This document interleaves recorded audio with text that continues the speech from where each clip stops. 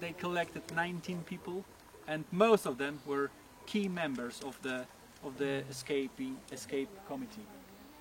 Maybe from one of the guards told Maybe, them? and far to the north. So the Germans, they usually searched other blocks, except 104.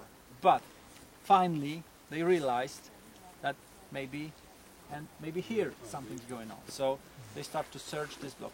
What they did, I mean, what prisoners did, when they realized that the Germans, they are going to search block 104, they took some yellow sand and they spread the sand near the block 1010. I mean, that was kind of trick. Yes. So when the Germans saw the sound, they went to the block 1010 and they start to search block 1010, but because they thought that something's going on. But you can't do this all the time. Right.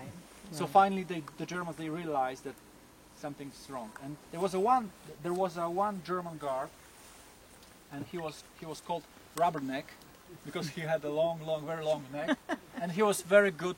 He has a nose for the tunnel. Actually, he found Tom, and he was sent to the 2 weeks vacation. And it was beginning of March, and they knew. I mean, the prisoners, they knew it. When the Rubberneck came back to the camp, he will find the tunnel. They were sure. So they said, okay, we have to go. Another way, we will lose this tunnel. And they decided to escape on March 24th because it was moonless night, and it was Friday. Friday because they wanted to catch some trains before weekend. Today we don't have much trains today, but in 1944 the Żagań train station was extremely busy because we have 7 different directions from this train. Night express from Breslau to Berlin, night express from Breslau to Frankfurt. Thousands of trains daily. So they had a good choice. So that's the Great Escape. So that's the place of the Great Escape. 18th century Berlin, if you will. When the city was divided during the Cold War, this was East Berlin. There was no special reason that the historic city center was given to the Soviets. In fact, the Mitte area was part of East Berlin, but stuck out into West Berlin and had West Berlin on 3 sides.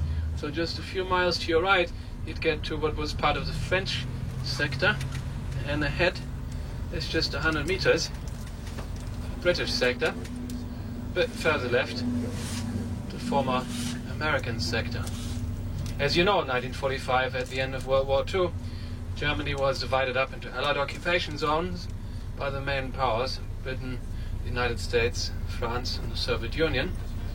And Berlin, which had been the German capital up until that time, was considered to be of special interest and therefore divided up separately into 4 Allied military sectors. Every sector had a city commandant and some troops of the respective power until 1990. So this is recent history.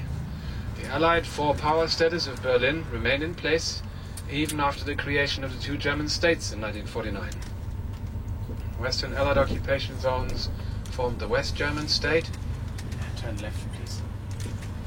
Was a temporary seat of government and parliament located in Bonn, a small town on the River Rhine in the west of Germany. Very slow. And the Soviet occupation zone became the East German state. And the Soviet sector of Berlin was proclaimed Berlin the capital of the GDR, half the city, capital of East Germany. Whereas West Berlin was physically located in the middle of East Germany, but politically tied to the west. An enclave. On the right-hand side you will have noticed a British embassy, a new building from the year 2000, and here we're entering Wilhelmstrasse already. On the right side you see one old building. That's the former extension of the Prussian Ministry of Culture, dating back to 1903. Try to imagine the entire street lined with buildings like